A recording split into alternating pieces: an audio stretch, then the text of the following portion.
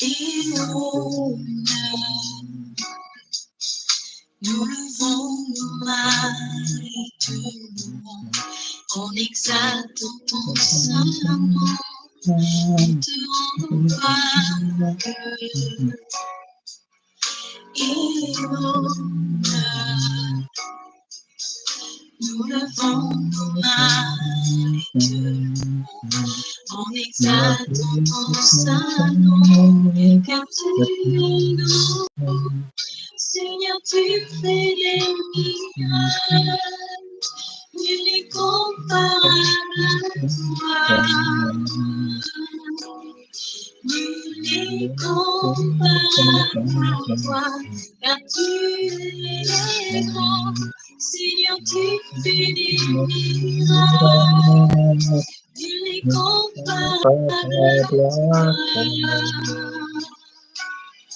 Il est comparable à toi.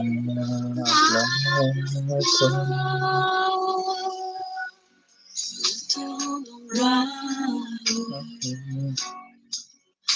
et honneur. Nous levons nos mains en exaltant ton saint nom. Nous te rendons gloire et honneur.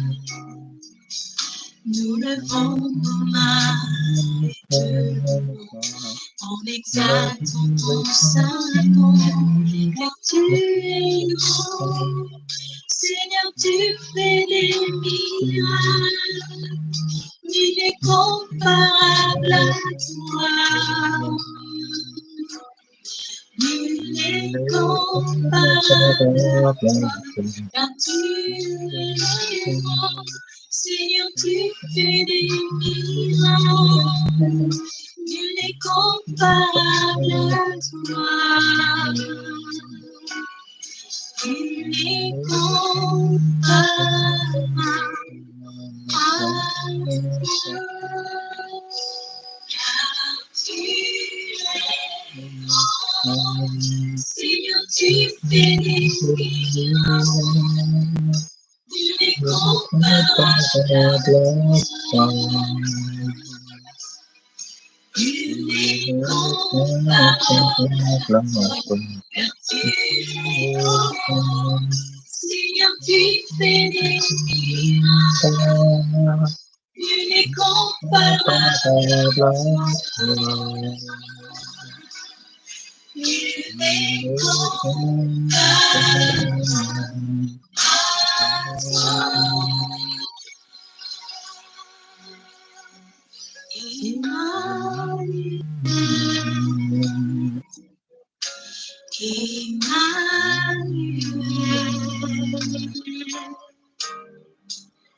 il s'appelle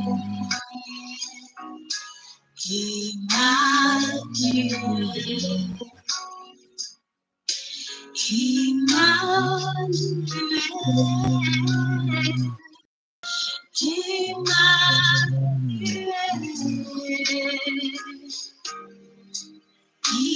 s'appelle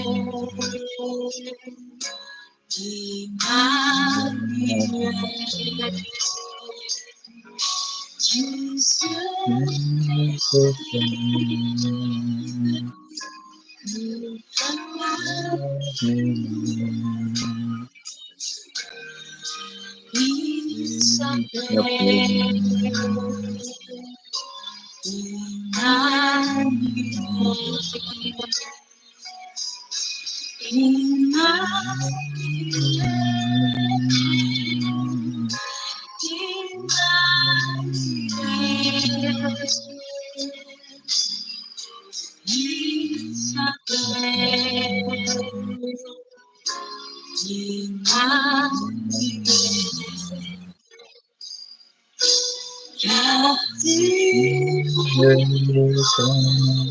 Seigneur, tu fais des miracles, nul n'est comparable à toi.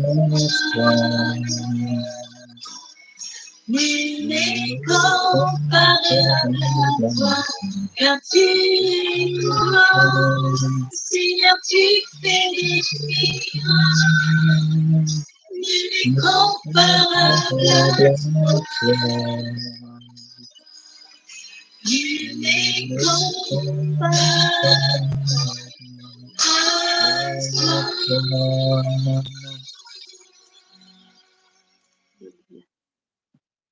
Alléluia, alléluia. Afaka manomboka ianao tompo. Aleluia, aleluia. Tsara ny tompo a. Alléluia. Tsara ny hira nafahantsika nidera sy nanomana ny foham-panahintsika indray a eo amin'ny tompo androany. Dia miarahaba anareo a izay mianadahy zany androany sabata 26 ny volana Jolay 2024. Dia ho ampitomboina amintsika mandrakariva ny fahasoavana, ny fiadanana ary indrindra ny firaisana amin'ny fanahy masina. Dia misaotra ny tompontsika. Hira teo moa zany amin'ny teny frantsay no inoantsika azy fa raha fantarina fohy ny tiany ambara dia hoe Andriamanitra miendrika hoderaina, ny Andriamanitra ivavahantsika, miendrika hankalazaina ary Andriamanitra koa mahagaga. Mahagaga izy satria tao anatin'ny lera ihany koa dia nomeny ny zanan'ilay tokana hozy izy izay antsoina hoe Emmanuel ho tonga ho ety amintsika, hiaraka amintsika. Ka dia misaotra ny tompontsika satria zany ny antony eonantsika izao noho Jesosy Kristy izay tonga tetỳ amin'izao tontolo izao hamonjy sy hanafaka antsika. Arak'izany dia hivavaka aloha isika hisaotra an'Andriamanitra alohan'ny andratsika teny fohy hibebahantsika. Aorian'izay zany araka ny mahazatra raha izao ianao vao manaraka an'izao fiaraha-mivavaka izao dia isy ny fizarana ny tenin'Andriamanitra koa fampaherezana, mety fampibebahana ihany koa anao zany hoentin'ny mama Felicia avy eo ary fiantsoana ny tsirairay avy raha vonona hanolo tena ho an'ny Tompo na hanavao ny fanoloran-tena. Ka dia hivavaka isika hametrahantsika ny fotoana sy hisaorantsika an'Andriamanitra.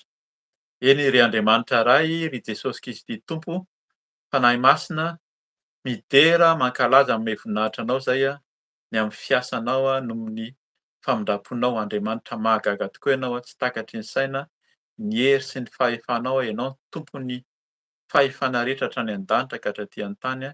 Ianao no anton'izao rehetra izao ka dia ianao ny ivavahanay, ianao no antsoina eto.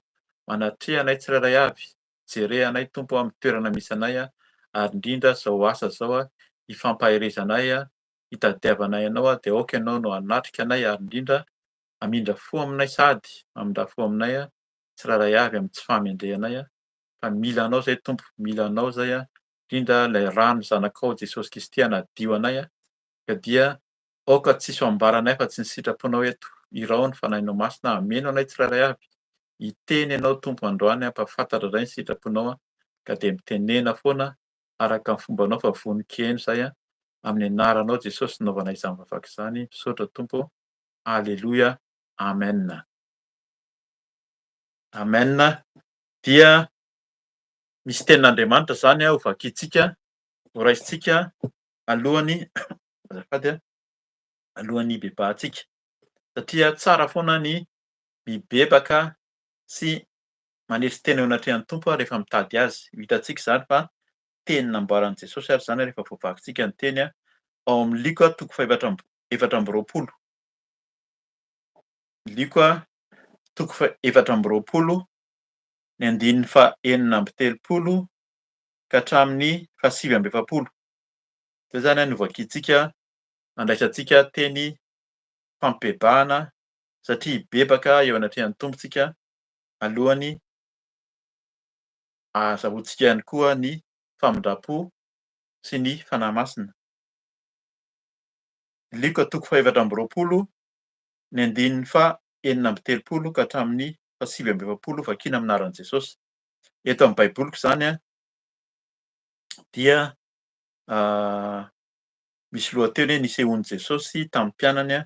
Ity tantara ity koa zany dia voasoratra ao amin'ny Jaona 2:20 ny 9:70 ka hatramin'ny 7:20 fa ato amin'ny Liko zany nanomezan'ny Tompo azy sy ny fanahy masina ahafahantsika mandray ny fampaherezana. Vakiana ny teny amin'ny anaran'i Jesosy manomboka amin'ny fahaenina amby telopolo. Raha mbola nilaza izany ireo dia nitsangana teo afovoany Jesosy ka niteny taminy hoe: "Fiadanana ho anareo." Dia taitra sady raiky tahotra izy ireo satria nihevitra ho nahita matoatoa. Nefa hoy Jesosy taminy: "Nahoana no taitra ianareo? Ary nahoana no tonga ao am-ponareo ny fisalasalana? Jereo ny tanako sy ny tongotro, fa izao no izy. Tsapao aho ka jereo fa ny matoatoa dia tsy mba manana nofo sy taolana, tahaka izao ahitanareo ahy izao." Rehefa niteny izany izy dia nasehony azy ny tanany sy ny tongony. Ary raha mbola tsy nino ihany izy ireo noho ny hafaliana sady mbola talanjona dia hoy Jesosy taminy: "Manana zavatra azo hanina va ianareo aty?" Dia nomeny tapakiny hazan-drano voatono sy tantely izy. Dia noraisiny izany ka nohaniny teo anatrehan'ireo. Dia hoy izy taminy, azafady, dia hoy izy taminy andiny faha-efatra amby efapolo: "Izao no teniko izay efa voalazako taminareo fonom-bola teo aminareo aho, fa tsy maintsy ho tanteraka izay rehetra voasoratra momba ahy ao amin'ny lalànan'i Mosesy sy ny mpaminany ary ny salamo." Dia nanokatra ny sain'izy ireo dia nanokatra ny sain'ireo izy hahalala ny soratra masina. Ary hoy izy taminy: "Toy izao no voasoratra: Kristy hiaritra ka hitsangana amin'ny maty amin'ny andro fahatelo, ary ho toriana amin'ny anarany ny fibebahana sy ny famelan-keloka amin'ny firenena rehetra, manomboka eto Jerosalema. Ianareo no vavolombelona izany, ary indro aho mampitondra ny teny fikasany raiko ho anareo fa mitoera eto an-tanàna mandra-pahavoatafy ery anareo avy any amin'ny avo. Amen. Zay zany ny teny izay omeny tombo antsika hitondrantsika ny tenantsika hibebaka. Raha namaky amin'ny ankapobenintsika zany araky ny fanasana ihany koa zany izay apetraka eto foana, dia manasa anao hanana baiboly. Baiboly ny tena tsara zany de baiboly taratasy, ahafahanao mamaky tsara izay teny voasoratra satria araka ny teny izay tenenin' Jesosy zany dia zany no voasoratra. Zay voasoratra ato amin'ity baiboly ity zany no ambara. Eto de efa misy teny sady hibebahantsika satria tena mahagaga manko nahita ady hevitra zany, mijery ady hevitra na amin'ny YouTube io na amin'ny zavatra miseho manodidina zany dia miady hevitra ny olona. Le ady hevitra atao hoe tsy mahamenatra ny teny an'izany amin'ny katôlika sy ny fiangonana evangelika na hoe protestanta. Protestanta sy ny evangelika moa zany mitovy ihany. Ny katôlika araky ny fantatsika, tsara fantatra ny tantara satria misy tsy mahafantatra hoe inona marina moa ny antony hoe katôlika na protestanta. Ny katôlika nefa teo zany teo aloha, izay nanomboka tany amin'ny taonjato fahatelonjato taorinan'i Jesosy, efajato tany no nahorina ny katôlika. Fa talohan'izay dia fivavahana kristianina izay nentin'ny mpianatra satria Jesosy rehefa lasa dia ny mpianatra no nitory araka ny voasoratra eo fa hazavaina ny mpianatra no nitory tamin'ny olona rehetra ny nisian'i Jesosy Kristy. Fa taty aoriana nisy amin'izay zany ny hoe fivavahana katôlika satria naharitra ireo nanomboka tamin'ny taona telonjato tany nanomboka efa nametraka ny fomba fivavahana katôlika zany dia mandraka ankehitriny satria niroborobo. Hatramin'izao zany mbola nisy fa maraba-tonga nisy izay mohanina zany mpiara-mivavaka tao ihany no nahita hoe misy tsy mety zao fampianarana zao ka misy tenin'Andriamanitra tiany hambara manokana zany dia nanohitra ilay mpanompon'Andriamanitra izay tao amin'ny katôlika ihany izay nahatonga anazy mahatonga ny atao hoe protestanta zany miproteste, nanohitra ny zavatra fampianarana izay hitany hoe misy tsy mety eto. Ireo zany tsy hoe tsy kristianina intsony izy tsy nanaraka an'i Jesosy intsony fa misy zavatra izay mihoatra na tsy ampy dia nambara an'ilay olona hoe tsy izany ny voasoratra marina araka ny tenin'Andriamanitra.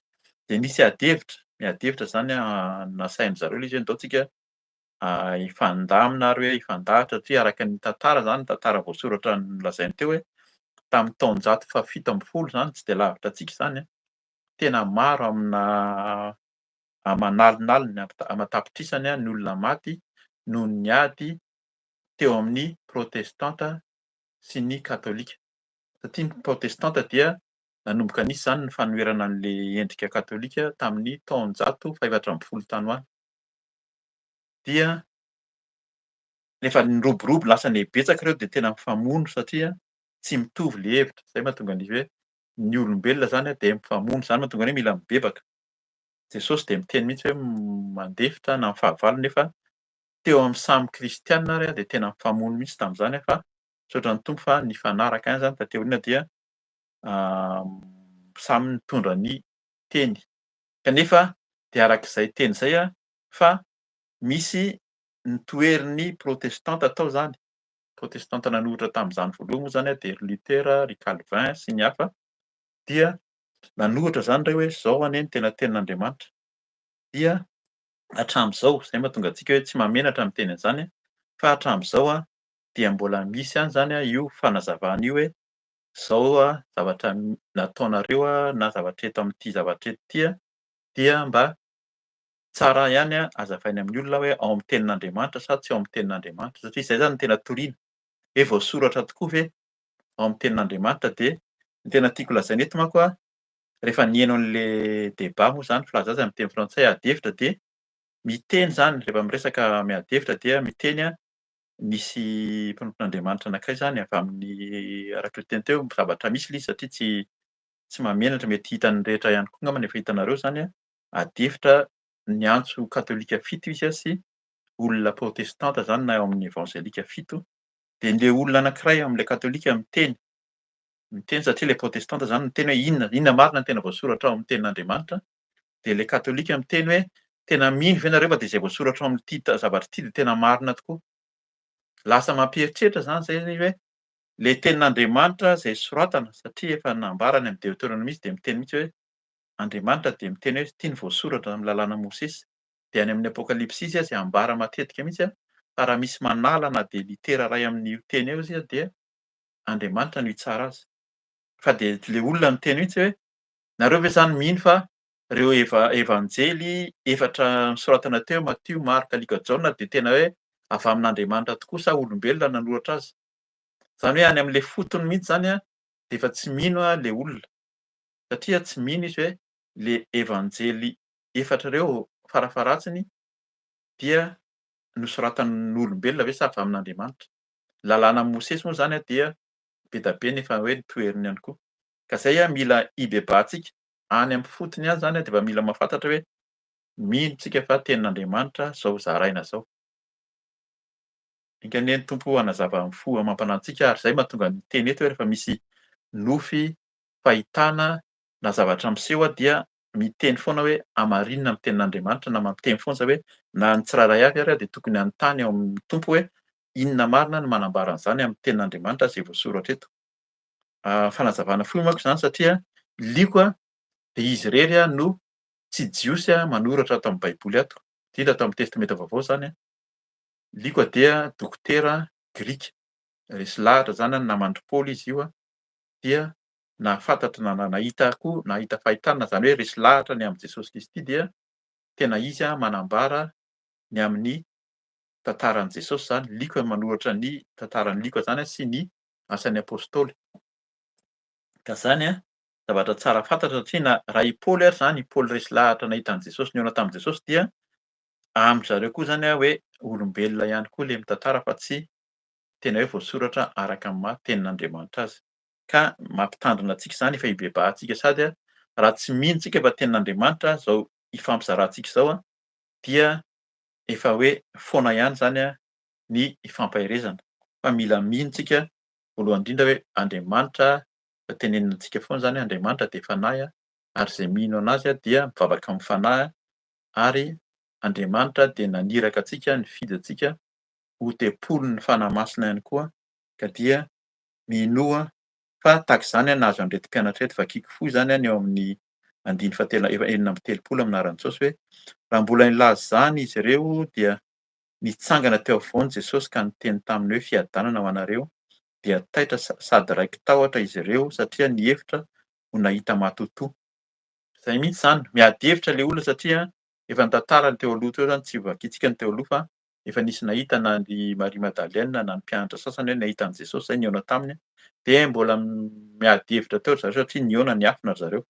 Fa Jesosy tonga de niditra teo ampovoany hoe fiadanana ho anareo de mbola taitra zany zareo satria tsy zatra nahita an'i Jesosy, tsy nahita anazy dia nieritreritra hoe matotoa io. Io le arak'ilay tenin'io zany tenin'Andriamanitra hoe fantatsika ve fa zany tokoa ny tenin'Andriamanitra sy Jesosy ihany no hiteny zareo rehefa avy eo ambany eo hoe andiny fito amby telopolo zany anaran'i Jesosy hoe dia taitra sady raiki tahotra izy ireo satria ny hevitra ho nahita matotoa. Andiny fahavalo amby telopolo nefa hoy Jesosy taminy nahoana no taitra ianareo ary nahoana no tonga ao am-ponareo ny fisalasalana. Zay zany olona efa mahita an'i Jesosy nitsangana zao hoe hita eo zany, satria tsy nampoizina hoe efa nitsangana tamy maty Jesosy efa voasoratra zany fa zay le izy mbola betsaka ny misalasala hoe tena an'ilay Jesosy tokoa hoe ty arahany ty zao ambara zao hoe le Jesosy Kristy ty nitsangana tamy maty sa mba izy mianadahy no mba te hiresaka. Zay zany fomba fitenintsika malagasy zany fa zay zany rehefa mitory de Jesosy Kristy no toriana zay nitsangana tamy maty zay efa niseho tam'zany andro zany tao anatrehan'ny mpianatra. Aoka tsika tsy hisalasala zany andiny sivy amby telopolo amin'anaran'i Jesosy hoe jereo ny tanako sy ny tongotro fa izao no izy, tsapao aho ka jereo fa ny matotoa de tsy mba manana nofo sy taolana tahak'izao ahitanareo ahy izao. Io moa zany mahatonga an'i Jesosy niteny hoe jereo ny tanako sy ny tongotro dia ny toerana zay nanomboana azy satria fantatsika tsara fa nomboana tamin'ny hazofijaliana izy dia nisy diana fantsika na ny tongony na ny tanany. Fa jereo hozy izy ary notapahin-dry zareo andao tsapao fa ny matotoa de tsy misy nofo ary tsisy taolana. Zany hoe Jesosy zany rehefa nitsangana tamy maty ny olona mieritreritra hoe maty na levona izy fa Jesosy tsy mba maty ary velona mandrakizay. Araka ny teniny mihitsy fa Jesosy ihany le teny efa nampianarina antsika teto zany fa Jesosy le teny tamy voalohany teny de teny tao amin'Andriamanitra de ny teny de Andriamanitra ary ny teny no tonga nofo de Jesosy le teny. Le tenin'Andriamanitra hozy izy velona mandrakizay ary tsy mba maty ny tenin'Andriamanitra de le Jesosy io velona mandrakizay tsy maty io. Fa tsy tokony hisalasala tsika ary tsy tokony hierikerika zany amin'ny zavatra misy. Mety mijerijery vidéo ianao na mijery fampianarana hafa fa vakio ny tenin'Andriamanitra hozy izy Jesosy eto fa ho fantatrareo hoe inona marina no voasoratra.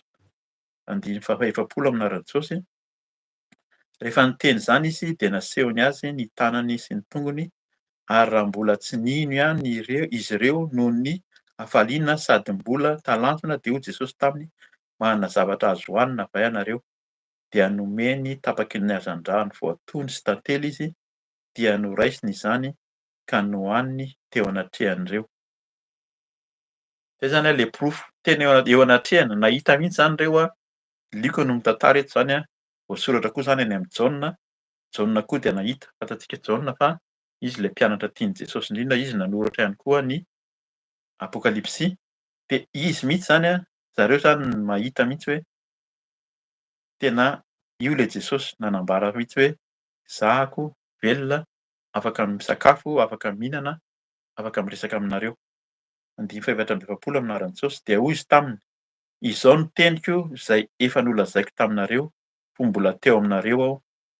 Zay le izy zany hoe Jesosy no efa miteny, arak'ilay teny hoe Jesosy no teny nefa izy koa no teny, efa niteny tamin'ireo mpianatra ireo izy be da be ny olona nanaraka azy, fantatsika tsara fa hatramin'i Jesosy nanomboka niasa zany nanomboka izy eo amin'ny telopolo taona teo nanomboka nitory ny tenin'Andriamanitra, nanao ny asa ministera araka ny fahafantarantsika dia nitory olona 5,000 lehilahy fotsiny miaraka amin'ny zaza-behivavy in-telo, in-efatra sy ny olona betsaka manaraka azy dikan'izany reny maro ny mpianatra, misy koa ny emotra fa ny diky zany fa efa niteny izy, efa voalazako taminareo izy maro ny efa manaraka azy ary ireo mpianatra ireo de nivory satria natahotra taminy hoe nohony hoe maty Jesosy fa nitsangana izy zany tamaty.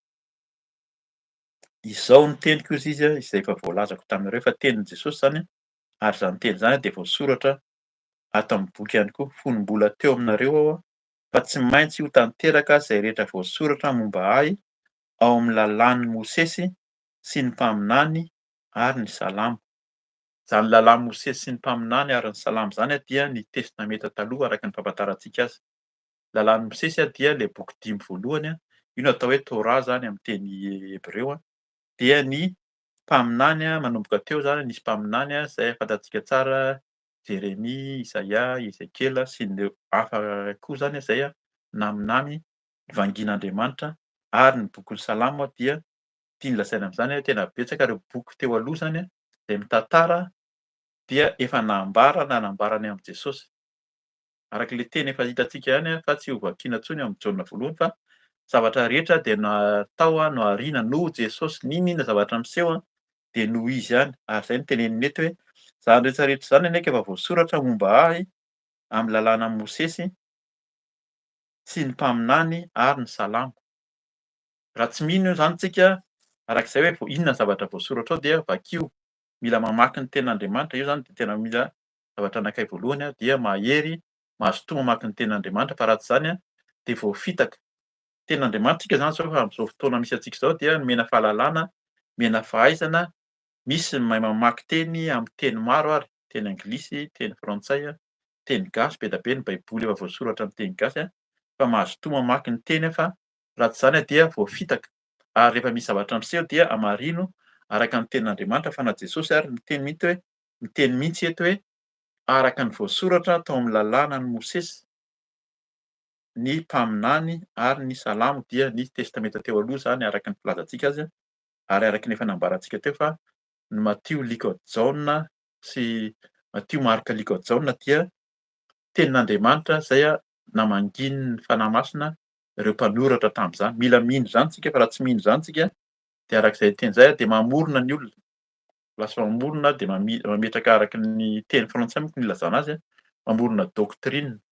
Zany hoe mamorona doctrine zany hoe zavatra foronina indray zany a no atao hoe ity ny zavatra tiany atao ka mamorona ka zany no betsaka amin'izao fotoana izao a, ny fiaraha-mivavaka na fiangonana zay a lasa manaraka olona tena misy tena mifazon'Andriamanitra ny ankabeazany indrindra teo am-piandohana fa lasa mamorona na mametraka zavatra tsy araka ny sitrapon'Andriamanitra voasoratra ao amin'ny tenin'Andriamanitra dia lasa ny olona zany a manaraka olona, mino a le zavatra ataon'ny olona, manompo sampy ary ny sasany, lasa fanompoan-tsampy satria tenin'Andriamanitra raha mamaky ny didy folo tsika dia be da be nefa mamaky ihany hoe aza manana andriamanitra hafa afa-tsy izao ihany, na endrika, na sary sokitra, n'inona zavatra ety ambony tany a, any ambany tany, any ambany ranomasina hozy izy a, dia aza miankohaka aminy, aza mivavaka aminy akory.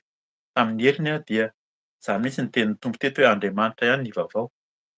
Aza mivavaka amin'olombelona fa Andriamanitra ihany ny vaovao fa raha misy miteny hoe iza no masina na iza no mendrika dia tsy avy amin'Andriamanitra zany, tsy avy amin'ny tenin'Andriamanitra fa Andriamanitra ihany ny vaovao ary Jesosy ihany no Andriamanitra, izy ihany koa ny fanahy masina. De zay no tenenin'i Jesosy efa voasoratra tany amin'ny Mosesy, ny lalàna Mosesy sy mpaminany ary ny salamo zany. Andiny faha 5:20 amin'ny anaran'i Jesosy dia nanokatra ny sain'ireo izy hahalala ny soratra masina. Hitantsika fa tena mazava zany teny zany. Jesosy nanokatra ny sainy hahalala ny soratra masina. Tsisy afa-tsy ny soratra masina no mila fantatsika zany a, fa ao amin'ny soratra masina ato a, ty baiboly a zay nomena antsika ity a no ahafantarana hampisokatra ny saintsika. Fa raha vao manaraka fotsiny ny misy manao, mety marina hoe misy manao fikarohana manokana de manoratra boky, de le boky vakian'le olona indray a no lasa dinihan'le olona de iny no ataony toerana ivavahana indray fa tsy miala ato amin'ity baiboly ity. Ty ihany no voasoratra manambara ny sitrapon'Andriamanitra ka tokony ato amin'ity tenin'Andriamanitra ity zany a no ho fantatsika. De sokafy manokatra ny sain'ireo izy hahalala ny soratra masina. Vakio ny soratra masina fa hisokatra ny saintsika tahaka an'izao ataontsika izao zany a fa ny Tompo manome ny fanahy masina dia hisokatra ny saintsika hahalala tsara ny hoe inona marina ny voasoratra ao amin'ny soratra masina andiny faha enina amby efapolo. Aroa izy amin'anaran'i Jesosy, aroa izy taminy, toy izao no voasoratra. Zay zany averiny ihany, soratra masina toy izao ny voasoratra, Kristy na le Mesia zany hiaritra ka hitsangana amin'ny maty amin'ny andro fahatelo. Zay zany efa niteny, zay zany nosokafan'ny saina zany de hoe efa hiaritra ny izy fa hitsangana amin'ny maty izy amin'ny andro fahatelo. Tamin'ny andro fahatelo nitsanganan'i Jesosy tamin'ny maty no misy an'ity tantarana an'ity tantara ity zany. Ary andiny fito amby efapolo zay fototra izao fibebahantsika izao koa indrindra indrindra de hoe andiny fafito amby efapolo amin'anaran'i Jesosy, ary ho toriana amin'ny anaran'i Jesosy Kristy ny fibebahana sy ny famelan-keloka amin'ny firenena rehetra. Zany ihany no toriana. Raha fiaraha-mivavaka tsy mitory ny fibebahana dia mila mieritseritsy isika, mitory ny prospérité, ny fitahiana sy ny fahasoavana dia mila mieritreritra fa ny tenin'i Jesosy de ny teny izy. Hatramin'izany raha mamaky any amin'ny toko fahaefatra, andiny fafito amby folo sy ny tantaran'ny Jaona mpanao batisa de zany ihany nataon'izy ireo hoe mibebà, mibebà. De inona no tenenin'i Jesosy izy? Ary ho toriana amin'ny anaran'i Jesosy Kristy ny fibebahana, mibebaka, hibebaka tsika. Zay mahatonga ny zao fandaharana zao zany rehefa mivavaka hoe zareo toa mibebaka foana isan-kerinandro, fa tsisy afa-tsy mibebaka. Raha ao anatin'ny fahotantsika, ao anatin'ny fahadalàna de mibebaka, fa zay no atao zany mila mibebaka. Ary ny fanahy masina koa mampahatsiaro antsika inona no tokony hibebahana. Arak'ilay teny teo zany tsy hanazava ny tokony hibebahana, fa raha mihaino ny tenin'Andriamanitra ianao avy eo mety hiteny ary mino mihitsy aho fa ny fanahy masina dia ampitenin'ny mpanompony hoe zao no tokony hibebahantsika. Ny antony hibebahana moa zany de hoe raha tsy mibebaka isika dia ny hery no miandry antsika, ny fanahin'ny afo be, inona moa izy teo, farihy mirehetr'afo, zany ny filaza azy, miandry antsika. Fa ny tanjona dia mba hidirantsika ao amin'ny fanjakan'Andriamanitra zany dia any an-danitra zay antsointsika ihany koa hoe paradisa. Fa ny tena tanjona de hahita an'i Jesosy eo amin'ny voninahiny hoy izy ny zanak'ondry sy Andriamanitra zany. Ka zany no hahatonga antsika hibebaka tsika mba ho tafiditra, fa ho toriana. Nanomboka tamin'izany ny mpianatra de niteny, ary ho toriana amin'ny anaran'i Jesosy hozy izy ny fibebahana sy ny famelan-keloka. Zany le hoe fahagagana teo, raha nihira zany tsika hoe Andriamanitra de mahagaga ary tsara izy. Tonga ny zanany hitondra hamindra fo amintsika dia ny tena fahagagana de hoe mpanota olona ratsy faran'izay tsy mendrika no voavela heloko. Ao anatin'ny fahagagana anie zany. Raha olona tsy tanteraka tsika, olona ratsy ao anatin'ny fijangajangana, fisotroan-toaka, fifohana sigara, fahalotoana rehetra, ny lainga, ny fitaka no mibebaka dia voavela heloko. Fahagagana zany tsy avy amin'olombelona zany fa avy amin'Andriamanitra, ary tsisy afa-tsy Jesosy no mamela heloka, ary ny rano teo amin'ny hazofijaliana no fanadiovana hozy izy sy famelan-keloka antsika. Voasoratra eto zany hozy izy hoe ary ho toriana, averiko ny andiny fafito amby efapolo amin'anaran'i Jesosy, ary ho toriana amin'ny anarany ny fibebahana amin'ny anaran'i Jesosy Kristy sy ny famelan-keloka amin'ny firenena rehetra manomboka eto Jerosalema. Tao Jerosalema zareo no mivory de nanomboka tam'zany no nitoro zareo nanambara. Nanomboka niala tao Jerosalema zany izy no nanambara. De hoy izy teneniny andiny fahavalo amby folo valo amby efapolo amin'anaran'i Jesosy hoe ianareo no vavolombelona izany. Zany hoe nanomboka tam'zany Jesosy niteny tam'zany hoe torio ny fibebahana sy ny famelan-keloka avy amin'i Jesosy Kristy. De nanomboka tam'zany ireo mpianatra ireo nanomboka nitory mandraka ankehitriny misy antsika izao. Zao fitoriana ny fibebahana sy famelan-keloka zao de efa natomboky ny mpianatra, ary arak'ilay teny teo hoe na iliko zay Grika ary de resy lahatra. De nanomboka koa nanambara, nanoratra an'io tantaran'ny liko sy ny asan'ny apôstôly io zany manambara mihitsy ary mazava mihitsy ny fanambaran'ny liko ny amin'ny tantaran'i Jesosy sy ny fanahy masina zay tonga tamin'ny mpianatra, ary ny firoborobon'ny asa nataon'i Paoly zany. Izy no tena nitantara ny fiasan'ny nandrahan'ny tompo an'i Paoly ho apôstôly.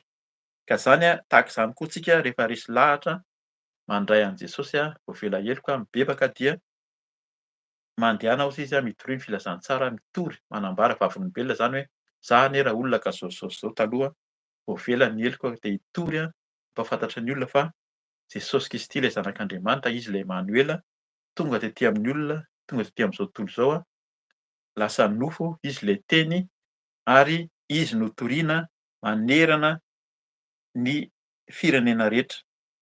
Tsy tao amin'ny Jiosy ihany zany tany firenena Israely ihany no toriana fa firenena rehetra. Zany mahatonga antsika firenena malagasy koa mandray an'i Jesosy. Betsaka mbola tsy mino hoe ilay Jesosy misy miteny hoe fa andriamanitry ny vazaha hozy izy ny sasany, fa mila mino tsika fa Jesosy Kristy dia tena zanak'Andriamanitra ary ho famonjena ny firenena rehetra.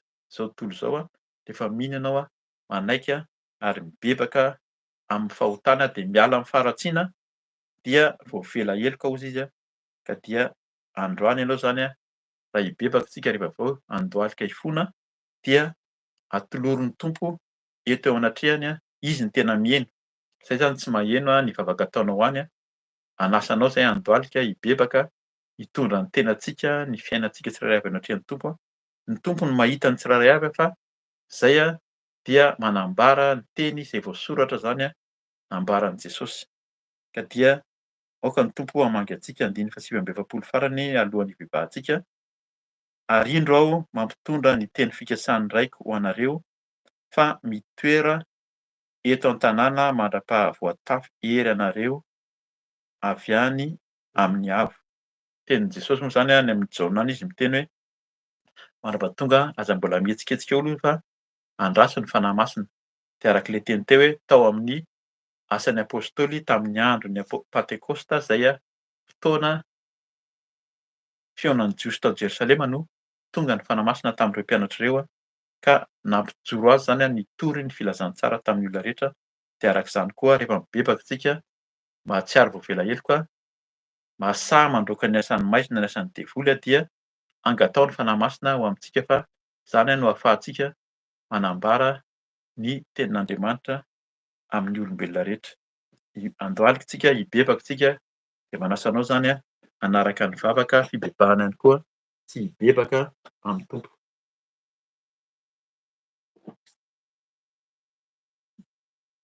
Vavaka isika tompoko.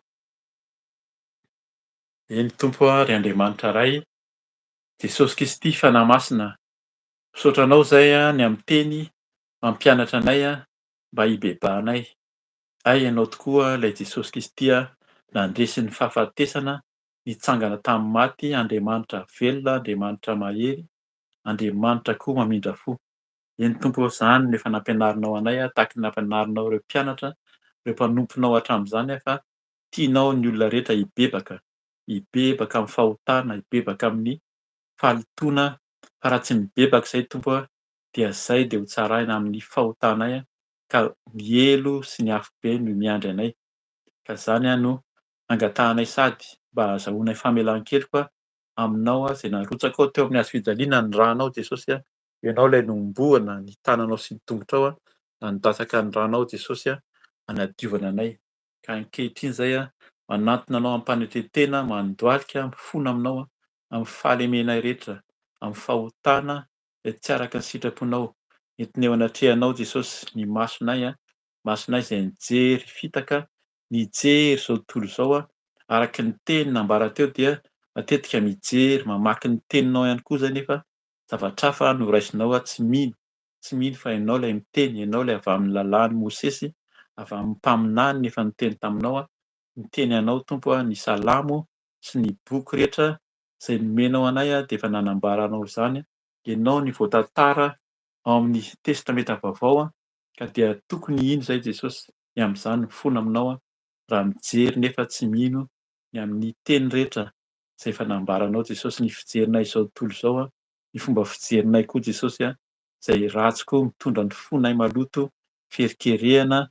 Eny Tompo hifonanay aminao mangataka ny ranao hanadio ny masonay tsirairay avy, hanadio ny masoko mba tsy hijery afa-tsy ianao manomboka izao, hijery Jesosy anao irery ihany izay miandry anay any amin'ny voninahitra ao. Entiko aminao koa ny sofiko, ny sofinay tsirairay avy. Eny mandre zay ny teny androany fa nandre ny teny avy aminao hatramin'izay kanefa dia mierikerika foana, misalasala tahaka ny retim-pianatra Jesosy misalasala na dia efa niseho ary ianao. na de efa mitoetra teo alohan'izy ireo ary de misalasala androany zay araky ny teninao fa raha androany de tonga manatrika anay ianao de aza manamafy mifo hozy ianao fa raiso, raiso tompo ka zay raha maheno androany fa ianao lay Jesosy Kristy zanak'Andriamanitra velona. Eny tompo mitaky anay hibebaka hiala amin'ny faharatsiana rehetra amin'ny fahotana dia aoka ianao hanadio ny sofiko ihany koa, hanadio ny sofinay tsirairay avy mba andre Jesosy hisokatra tokoa ny sainay, hisokatra ny sofinay, hisokatra ny masonay ka hahalala sy hahafantatra fa ianao no zanak'Andriamanitra. Ny teny rehetra dia ianao irery ihany, ianao lay teny tonga nofo ka de mamindraha fo diovy amin'ny ranao soa ny sofinay tsirairay avy. Entina aminao Jesosy ny molotray ny vavanay ny lelanay de indray izahay miteny manambara teniteny foana tsy araka ny sitraponao. Eny Jesosy fa betsaka ny teny ampianarinao ato amin'ny teny izay nomenao Jesosy kanefa izahay dia mamadika izany miteniteny foana, miteny fitaka ary tsy mahalala ka zany ny fonana aminao. Ny amin'ny fiteninay fiteny maloto ihany koa izay ampiasainay andavanandro. Ny lelanay de mandainga, mamitaka, feno fitaka ny fiteninay ka de mifono aminao foana izahay Tompo raha tsy miendrika ny fiteninay raha tsy miendrika ny lelanay.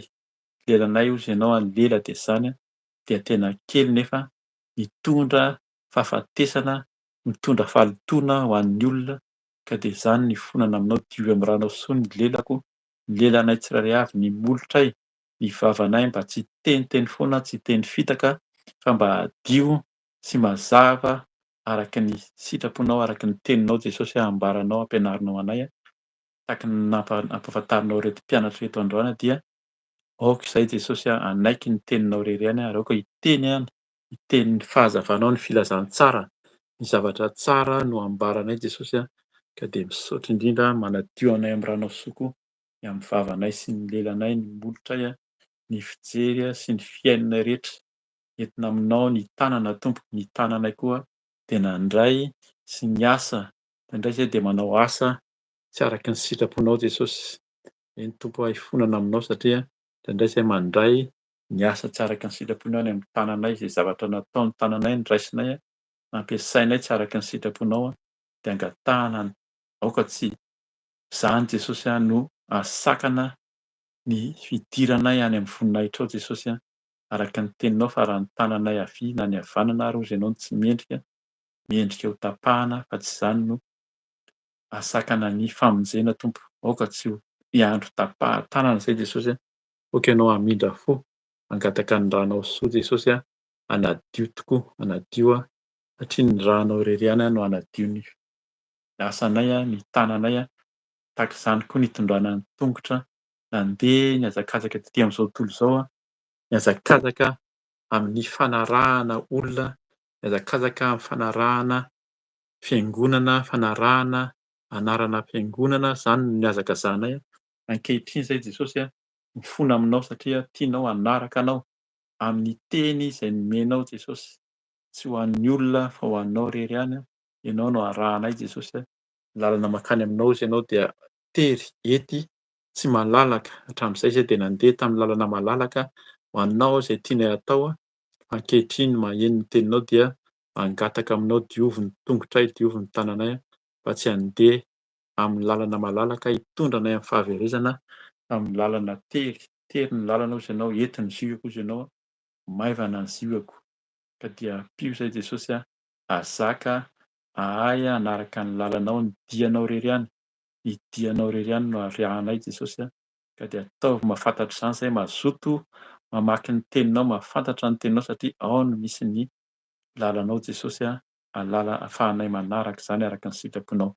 De entinay aminao Jesosy ny fiainanay rehetra, ny fisainanay, ny fonay Jesosy, ny foko angatahako mba tsy handeha araka ny fijery ny fanao ety amin'izao tontolo izao fa ianao miteny havaozona ny sainay Jesosy tahaka ny nanokafanao ny sain'ireto mpianatra reto de aoka izay ahazava ny sainay, hisokatra ny sainay, hisokatra ny fonay manomboka izao. Ianao Jesosy mahay manadio, miasa ka dia le ranao teo amin'ny hazofijaliana no angatahanay hanadio le ranao irery ihany no mikoriana ao anatin'ny fonay. Ny ranao Jesosy no mitondra fiainana, mitondra fanadiovana ka dia misotro ny ranao a Jesosy, misotro ny ranao zay a mba hikoriana hiasa ao anatinay ny ranao mandoro zay tianao rehetra, mandoro ny aretina, mandoro manapatapaka zay tianao rehetra, ny tsimok'aretina, ny valanaretina, ny endrik'aretina ao anatika ao anatin'ny tenanay a, de dorana amin'ny ranao Jesosy a, de tsy avaminao fa ny ranao hikoriana hanome tanjaka, hanome fahasalamana, hanolo-tsaina, hanavao ny tenanay manontolo. Mifonay Jesosy a, ka de misaotra amin'ny ranao manadio, misaotra ny ranao manavao, ka de misaotra anao zay satria de mino, raha mino zahay Jesosy mahatoky anao a, fa ianao tokoa ilay niseho, ianao ilay zanak'Andriamanitra velona, de ho sazy zahay Jesosy fa ianao mamindra fo. Handray ny famelan-keloko androany a, ny ranao soa ampy mamela ny heloko ahy ka dia ho sazy zahay Jesosy a, hijoro handroso hatramin'ny farany a, ka de ho raisinay ny hery, ho raisinay ny fahefana ihany koa, handroaka ny asan'ny maizina ny devoly Satana de tsy kely lalana, mierina tahaka ny liona tokoa. Eny Jesosy fa na ratsy eny amin'ny rivotra ozy ianao a, ka dia hitsangana izay handroaka ny asan'ny fanahy rehetra, fanahy maloto, fanahy ratsy, fanahin'ny losifera eny amin'ny rivotra, amin'ny fiainanay a, amin'ny tenanay ao anatinay rehetra, n'inona endrika fanahy rehetra, fanahy maloto, fanahy ratsy, devolin'ny losifera, devolin'ny Beelzeboba, didina amin'ny anaran'i Jesosy a, roahana amin'ny anaran'i Jesosy Kristy ho any amin'ny farihy mirehetra afo nareo Satana, any amin'ny farihy mirehetra afo ny asan'ny devoly Satana, devolin'ny mena rana ela, devolin'ny mena rana tranainy, devolin'ny dragona, tapatapahana amin'ny anaran'i Jesosy a, any amin'ny farihy mirehetra afo ny asan'ny devoly Satana, devolin'ny losifera, devoly fampierikerena rehetra, devolin'ny tsy finoana, devolin'ny tahotra, mitondra tahotra, mitondra henatra, roahana amin'ny anaran'i Jesosy Kristy, mivoaka any amin'ny farihy mirehetra afo, any an-davaky ny elo ny sazan'ny Satana sy ny devoly, any amin'ny farihy mirehetra afo, any amin'ny afo be, hivoaka, mainareo ry Satana, any amin'ny farihy mirehetra afo, tsy hanan-kely, tsy hanam-pahefana, devoly mpandainga, devoly mpamitaka, roahana amin'ny anaran'i Jesosy, ny devoly mitondra ny tsy finoana, tsy finoana, fampierikerena, devoly fampisarahana, devoly mitondra lainga, devoly mitondra fahantrana, fahantrana ara-panahy, fahantrana ara-nofo a, didina amin'ny anaran'i Jesosy, miala any amin'ny farihy mirehetra afo, mivoaka nareo Satana, tsy hanan-kely amin'ny tenanay a, tsy hanjaka amin'ny tenako, amin'ny ankonako, amin'ny vady aman-janako a, ny asan'ny devoly amin'ny asan'Andriamanitra, amin'ny mpanompo ny tsirairay avy, de didina ny Satana sy ny devoly a, devolin'ny fampierikerena, devolin'ny tsy finoana, devolin'ny tahotra, devolin'ny henatra, devolin'ny fahafatesana ihany koa, inona endrika fahafatesana rehetra ara-panahy, ara-nofo, tena amin'ny anaran'i Jesosy, miala ny devolin'ny fahafatesana, tsy hanan-kely aminay, mialoko ny fahafatesana, devolin'ny fahafatesana, roahana amin'ny anaran'i Jesosy any amin'ny farihy mirehetra afo, ny aretina rehetra, inona endrika aretina, inona valana aretina, tena amin'ny anaran'i Jesosy, roahana any amin'ny farihy mirehetra afo ny Satana sy ny devoly a, tsy hanan-kely, tsy hanam-pahefana nareo Satana, inona devolin'ny fampisarahana, mikasa amin'ny fampisarahana rehetra amin'ny asan'Andriamanitra, amin'ny mpanompony, amin'ny tokantrano, amin'ny fiainanay de didiko amin'ny anaran'i Jesosy, miala nareo Satana, hivoaka ny devolin'ny fampisarahana, devolin'ny fampisaviana, ny mpamosavy sy ny fampisaviana rehetra, foanana amin'ny anaran'i Jesosy a, miery ny fampisaviana, devolin'ny kalanoro, devolin'ny zazavavin-drano, devolin'ny Jezebela, n'inona fikasana ataon'ny Satana rehetra, roahana amin'ny anaran'i Jesosy, tsy hanan-kely, tsy hanam-pahefana, ny amin'ny tenanay, amin'ny ankonanay a, ny amin'ny fiainanay rehetra, amin'ny asan'Andriamanitra, de roahana amin'ny anaran'i Jesosy any amin'ny farihy mirehetra afo ny Satana, inona fikasana ataon'ny Satana, fikasan'ny devoly a, tsy hanan-kely, tsy hanam-pahefana, didina amin'ny anaran'i Jesosy, any amin'ny farihy mirehetra afo, any an-davaky ny elo, sazan'ny devoly Satana, inona fikasan'ny Satana, ny mpangalatra, devoly mpangalatra, devoly mpandainga, devoly mpamitaka rehetra, foanana amin'ny anaran'i Jesosy Kristy,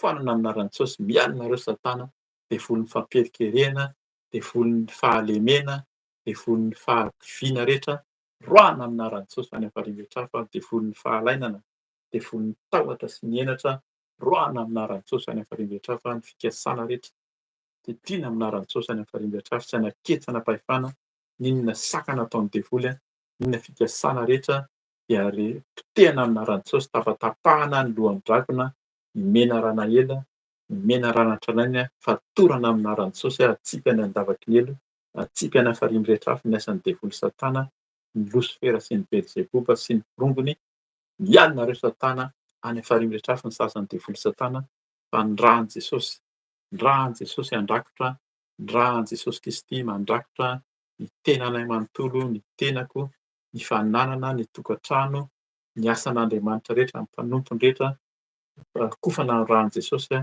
rakofana ny ràn'i Jesosy a, mandrakotra ny ràn'i Jesosy a, afafy ny ràn'i Jesosy a, andrakotra hiaro ny asan'Andriamanitra rehetra, hiaro ny mpanompony rehetra ny ràn'i Jesosy. Ràn'i Jesosy mandrakotra, ny ràn'i Jesosy manadio a, raha anao Jesosy manavao a, ka de misaotra am'rahanao soa manadio, misaotra ny rahanao manavao anay, mandrakotra sy miasa, tsisy mahasakana anao a, tsisy mahasakana anao satria Andriamanitra mahery ianao, Andriamanitra mahagaga anao Jesosy a, de ianao ilay nisemo tamin'ny mpianatra androany a, de miseho aminay koa, miseho aminay Jesosy a, hiteny aminay a fa ny fiadananao a no aminay tsirairay avy a, ka dia misaotra satria le rahanao soa ampy manadio a, le rahanao manavao a, sy mandrakotra ny tenanay tsirairay avy. De misaotra Tompo a, miasa misaotra fa mandresy zahay, manana anao mandresy zahay a, noho ny anaranao Jesosy Kristy, noho ny anaranao Jesosy Kristy a, de mamela heloko ianao raha mibebaka tokoa zahay mifona tamin'ny fahalemena rehetra, de mahatsiaro ary mino fa voavela heloko a, fa dia vaozinao zahay Jesosy a, olom-baovao a, fahateraham-baovao a, miaraka aminao. De misaotra anao Tompo a, misaotra anao fa miasa ianao a, mamindra fo, misaotra am'rahanao soa manadio a, ka dia hiverina androalika isika rehefa nandroaka ny asan'ny devoly, nandroaka ny asan'ny maizina dia minoa fa efa resy, eny araka ny tenin'Andriamanitra mihitsy a, fa tsika tsy miady amin'ny ho faman-drà fa amin'ny fanapahana rehetra, ary indrindra ny fanahy ratsy zay eny am'rivotra. Efa resy ny satana, roahana ny devoly a de tsy hiasa amintsika intsony a, fa any am'farihy rehetra avy. Angatao ny fanahy masina, androalika isika hangataka ny fanahy masina mba hameno araka ny tenin'ny Tompo teo a, fa miandry ny fanahy masina isika, hameno antsika ahafahantsika manambara ny sitrapon'ny Tompo amin'ny olona rehetra zay tsika no vavolombelona ka dia aingany ny Tompo hiasa sahady amin'ny fiainantsika. Eny fanahy masina, ianao tokoa no miteny aminay a, ianao no miasa, ianao no angatahanay, hameno anay tsirairay avy. Fenoy anao zahay fanahy masina, ilanao zahay fanahy masina, hanendry ny vavanay, hanendry ny sainay, ny molotra ny tenanay manontolo. Hameno anay, hameno izay lasa rehetra, satana de tsy hanan-kevitra hanam-pahefana, fa le fanahy masina no hameno fo, hameno ny fanahynay, hameno ny sainay, amin'ny tenanay manontolo, ka de hitobaka ny voninahitra ao a, hitobaka ny fahefanao, ny filazantsaranao Tompo a, no hameno le fanahy mpananatra, le fanahy mpananatra, le fanahy mpanazava, manolo-tsaina, manolo-pahendrena, le fanahy misolo vava, le fanahy manolo-tsaina, manolo-pahendrena, mampahafantatra anay ny marina, le fanahy fahamarinana, le fanahy famasinana. Fenoy anao zahay, midina Tompo, midina, fa mino anao zahay, manantena anao, miandrandra anao foana.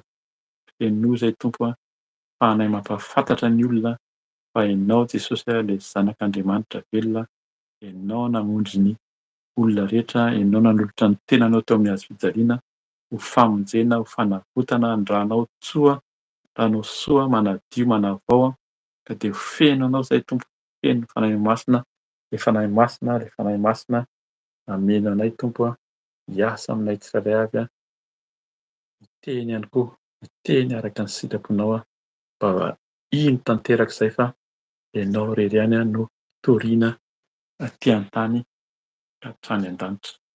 Misaotra Tompo a, ny amin'ny fanahinao masina, mameno anay a miasa, misaotra satria ianao tokoa tsisy mahasakana, tsisy mahasakana, ary ianao rehefa tia de tena tian'ny ianao a hatramin'ny farany a, ka de raiso zahay, tehirizo amin'aranao a, tehirizo ambany elatrao Jesosy a. Misaotra Tompo, misaotra ny fanahinao masina, misaotra mamangy, misaotra ny amin'ny teny rehetra koa zay mbola omenao a, sy mbola hoentiny eto a hatramin'izao a ko mandrakizay. Amin'anaran'i Jesosy Kristy no nanaovana izany vavaka izany. Misaotra Tompo, haleloia, amen.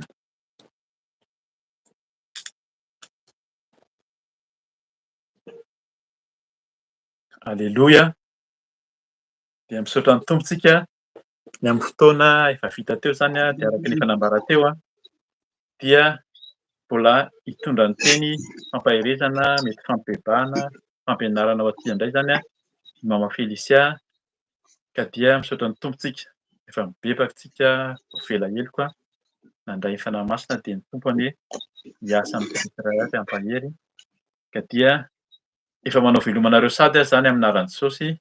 Raha sitrapon'ny tompo moa zany dia mihaona eto foana tsika isaky ny asabotsy tahaka izao ka dia manao velomanareo aminaran'i Jesosy dia omeko an'i Mama Felicia zany ny toy ny fotoana. Alleloia. Amen. Alleluia, alleluia. Saotran'i Jesosy tsika dia saotran'ny sokerika koa ny amin'ny teny izay nentiny nampibebahana antsika teo. Voninahitra ho an'i Jesosy. Ny ten'Andriamanitra izay raisintsika zany anio dia teny izay nomeny fanahy masina zany tamin'izay nivavaka tamin'ny lafiny alina izay raha tsy diso ahako ny Salamo 32. Salamo 32 zany no nomeny fanahy masina. Ka io zany no ho antsika zany anio. Io teny io ary misy verset hafa zany izay ho resintsika miaraka aminy noho ny fitiavan'ny tompontsika. Manasa anareo zay ary hivavaka amiko alohany hametrantsika izao teny izao. Ary hivavaka antsika tompoko. Jesosy Tompo, ianao Andriamanitra ary tsy misy toa anao. Jesosy mangataka ny fanahy masinao hiasa eto. Oka ianao fanahy masina no ampiteny ahy. Oka koa ianao fanahy masina no hikasika zanakao tsiraray avy Jesosy satria ianao no fanahy iray. Ianao lehibe indrindra ary tsy misy toa anao. Oka ianao nokatra ny masompanany tsiraray avy foa, anatona anao hibebaka ary hitady ianao Jesosy satria ianao le Andriamanitra tsara indrindra ary tsy misy toa anao. Tompo malala ho, oka ianao Jesosy koa hitrantsehatra Jesosy hanasitrana ny fanahy tsiraray avy na ny nofiny tsiraray avy koa Jesosy izay marary amin'izao resy fotoana izao. Ianao no Andriamanitra lehibe indrindra tsara indrindra ka miasa fanahy masina ho satria ianao ilay fanahy iray. Oka ny ranao no akorianao aminay Jesosy hanasitrana Jesosy ny aretina rehetra Jesosy ny amin'ny nofy sy ny fanahinay tsiraray avy Jesosy izay olombelona asa ny tananao. Ka misaotra Jesosy ny voninahitra dia ho anao irery ihany. Alleluia. Amen. Amen. Amen. Salamo 2:30 zany no raisintsika zany. Eto zany ny ten'Andriamanitra dia misy fandraisany amin'ny teny izay raisin'ny sokerika teo nomeny tompo zany dia momba ny amin'ny fahotana. Fahotana, riavana, tena efitra mampisaraka antsika amin'Andriamanitra ny fahotana. Tsika zany mieritreritra rehefa mibebaka tsika dia tonga dia ilamina fiainantsika. Okantsika tena hitandrina mafy satria tsy azontsika vazivaziana Andriamanitra. Ho raisintsika zany io Salamo 2:30 zany androany. Vakiko ny teny amin'ny anaran'i Jesosy Tompo vakiko manontolo zany ny teny. Ny titra dia hoe ny fahasambarany voavela eloka. Andiny voalohany. Nataon'i Davida tononkalo. Sambatra ny olona izay voavela ny elony ary voasarona ny fahotany. Sambatra ny olona izay tsy isainy tompo eloka ary tsy misy fitaka ny fanainy. Raha nangina aho dia ny alany ny taolako rehetra noho ny fitarainako mandritra ny andro. Fa navesatra tamiko andro manalina ny tananao. Niova ny fahatanjahako toy ny hazo fahamainana amin'ny lohataona. Ny fahotako dia nambarako taminao ary ny eloko tsy mba nafeniko. Hoy aho, hiaiky ny fahadisoako amin'ny tompo aho. Ary ianao dia namela ny eloko ny fahotako. Izany no aoka hivavahan'ny matahotra an'Andriamanitra rehetra aminao amin'izay fotoana ahitana anao. Eny tokoa na dia tondraka aza ny ranobe dia tsy hatratra azy izany. Ianao no fiereko, miaro ahy tsy ho azon'ny fahoriana ianao. Fiobim-pamonjena no ahodidinao ahy. Anomesaina anao sy ampianatra anao izay lalana tokony alehanao aho. Anolo-tsaina anao aho ary hitsinjo anao ny masoko. Aza manahaka ny soavaly na ny ampondra tsy manan-tsaina. Visy lamboridy no haingo hiazonana azy fa tsy mety manakaiky anao izy. Be ny fanaintainany ratsy fanahy fa izay mahatoky ny tompo kosa dia hodidin'ny famindram-po. Mifalia amin'ny tompo ary miravoravo ianareo olona marina. Miobi ianareo mahitsy fo rehetra. Amen. Alleluia. Zay zany ny teny izay tononkalo nataon'i Davida.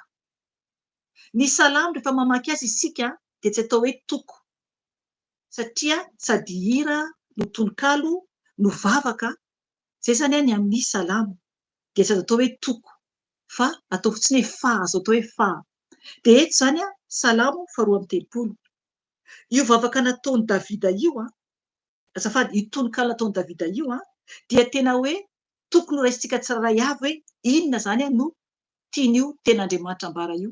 Maro be tsika mitenen'io salamo 2:30 io ataon'olona tsenjery izy io le amin'ny 1:2 maro be manao tsenjery hoe sambatra ny olona izay voavela ny elony ary voasarona ny fahotany, sambatra ny olona izay tsy isain'ny tompo eloka ary tsy misy fitaka ny fanainy, sambatra ny olona izay tsy isain'ny tompo eloka ary tsy misy fitaka ny fanainy. Be dia be manao tsenjery an'io. Amen. Nefany tsapatsika marina ve io tenin'Andriamanitra io? Odinitsika io an'io fa ny masina no hitarika antsika ampafantatra antsika ny dikan'io io teny io an'io. Ny ten'Andriamanitra rehetra zany dia tena hoe misy votoantony avokoa matoa ambarany tenin'Andriamanitra zany. Eto zany dia manambara zany Davida hoe sambatra ny olona izay voavela ny elony ary voasarona ny fahotany. Zany hoe izay voavela eloka ihany zany no sambatra. Zany hoe tsy maintsy mahatsapa zany isika hoe voavela eloka. Ahoana moa zany hoe voavela eloka izany? Ny voavela eloka dia tsy ahitany tompo eloka intsony eo anatrehany. Ry havana mila mitandrina be isika satria mety misy mibebaka nefa tsy voavela eloka. Rehefa mangataka famindram-po amin'ny tompo isika, mangataka hoe mamela ny eloko dia tena hoe ny eloka rehetra zany. Tsisy tazomina fa tsy maintsy hialana avokoa ny eloka rehetra rehetra. Tsy hoe koa hoe ny sasany ihany ny ibebahantsika, sasany mbola tazomina. Mila mitandrina mafy isika satria tsy azo vazovaziana tsy n'Andriamanitra. Mila mitandrina mafy isika. Nefa antsika rehefa miteny amin'ny tompo hoe mamela ny eloko dia tsy mamerina an'iny intsony satria raha miny manota isika dia fiandrasana mamay no azo antsika. Any amin'ny bokin'ny Hebreo manambara an'izay tamin'ny alakamisy dia ny teny koa fa diso zany teneniko hoe Romana nefa ny amin'ny Hebreo 10:20 no manambara ny hoe raha miny manota zany isika dia ndao vakintsika anie io hoe Hebreo 10:20 hoy ny teny tompo vakiko amin'ny anarany. Fa raha miny manota isika rehefa nahazo ny fahalalana tsara ny marina dia tsy misy fanatitra no ny ota intsony. 17:20 fa fiandrasana matahotra amin'ny fitsarana ary fahatezerana mirehitra izay andany ny fahavalo rehetra kosa. Amen. Natreo hitanareo zany. Raha ohatra isika ka mangataka hoe famelana amin'ny Jesosy isika hoe mamela ny eloko, mamela ny fahotako dia mamela antsika ny tompo ary amin'ny salamo. Dia nefa antsika avy eo mbola miny manota ihany. Zany hoe misangisangy amin'Andriamanitra. Eto ny ten'Andriamanitra dia manambara ato amin'ny Hebreo 10:20 ny amin'ny hoe raha miny manota isika rehefa nahazo fahalalana tsara ny marina, zany hoe olona mahalala ny marina nefa mbola miny manota dia tsy misy fanatitra no ny ota intsony. Vitatreo zany ny antsika amin'io.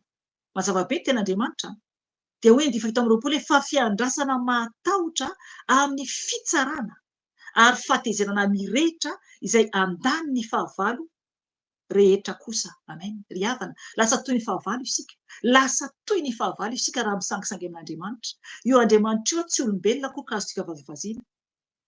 Ao amin'ny Galatiana manambara zany mihitsy, tsy azontsika atao mivazivazy amin'Andriamanitra fa izay afafontsika no hojinjaintsika. Afa-tsika olombelona mbola misangisangy ihany indraindray fa amin'Andriamanitra rehefa izay dia izay. Mila mitandrina mafy dia mafy isika. Eto zany raha miny manota zany isika zany dia ahazo fitsarana mamay. Io zany miandry zany io. Fitsarana mamay miampy fahatezeran'Andriamanitra. Jereo fahatezerana hoy izy fahatezerana mirehitra. Ahoana zany fahatezerana mirehitra izany? Ary teneny mihitsy hoe izay andany ny fahavalo rehetra kosa. Anisan'ny fahavalo zany tsika amin'izay fotoana izay. Enga anie mbo tsy tanteraka amintsika izany. Enga anie tsy tanteraka amintsika izany. Dia eto amin'ny salamo 2:30 tsika dia miteny koa ten'Andriamanitra hoe sambatra ny olona izay voavela ny elony ary voasarona ny fahotany. Voasarona. Zavatra saromana, zavatra tsy tantsony izany. Raha ohatra ka hoe mahandro sakafo isika ohatra ka le sarom-bilany zany vilany gasy ny avarako eto dia vilany le ohatra ny amintsika reny zany dia tsy hita zany anatin'ilay vilany. Voasarona mihitsy. Tsy hitanao ny ao raha tsy sokafanao ilay vilany.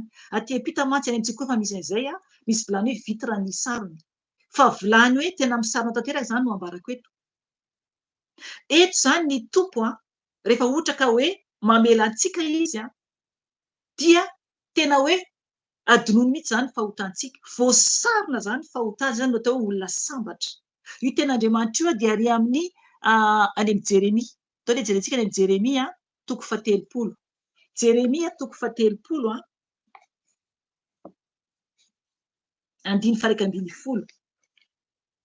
Jeremia 3:30 andiny faha 1:10. Dia hoy ny teny tompo vakiko amin'ny anarany.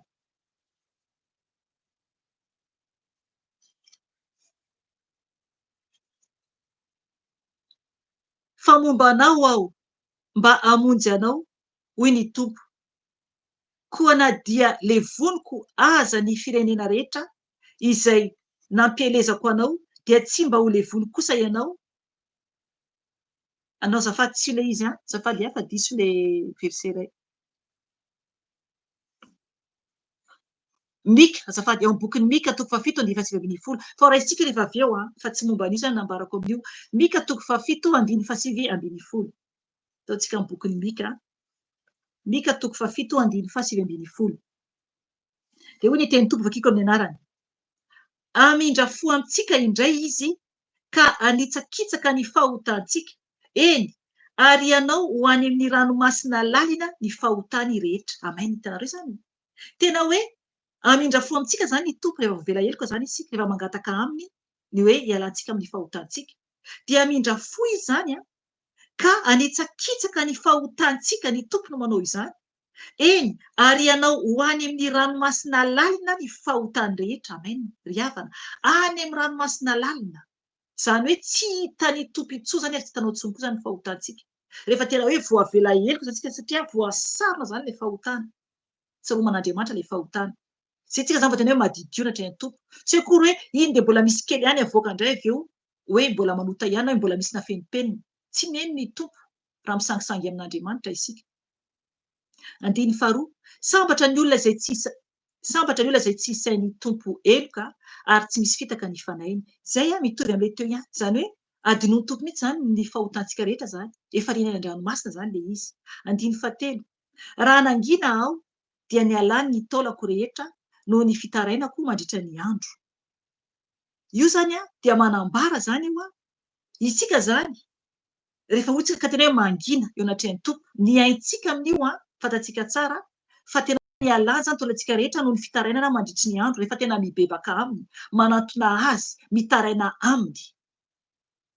Fizantsika any andiny fahaefatra, fa navizatra tamiko andro aman'alina ny tananao, niova ny fahatanjahako toy ny azo fahamainana amin'ny lohataony.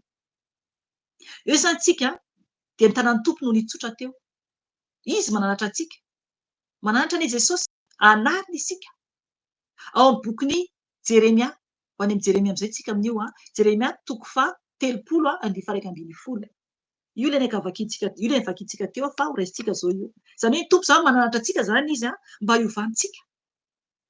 Vakintsika 1:10 atao bokin'ny Jeremia 3:30 anaran'i Jesosy tompo. Fa momba anao aho mba hamonjy anao, hoy ny tompo. Koa na dia levoniko aza ny firenena rehetra izay nampielezako anao, dia tsy mba ho levoniko kosa ianao, nefa kosa mba hanariko araka ny onony ihany ianao, fa tsy dia avelako fotsiny amin'izao. Amen. Hitanareo zany. Anarin'ny tompo isika araka ny onony. Zany hoe izay sazantsika zany, fa tsy avelany fotsiny amin'izao. Zay ilay eto mitaraina satria marary.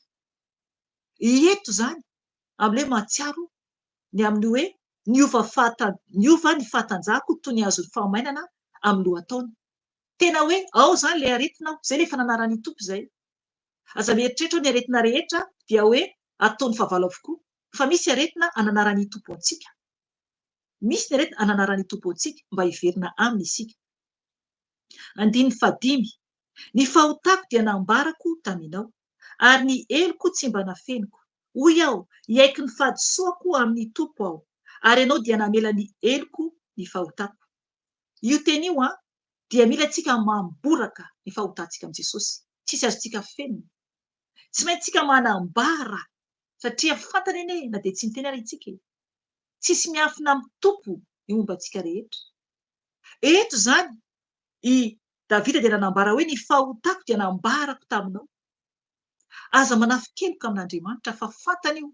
Tsy hamelantsika izy raha ohatra ka mitana heloka isika ao boky ny ohabolana omeko anao ny momba an'izay. Atao jerentsika ao boky ny ohabolana toko 7:20.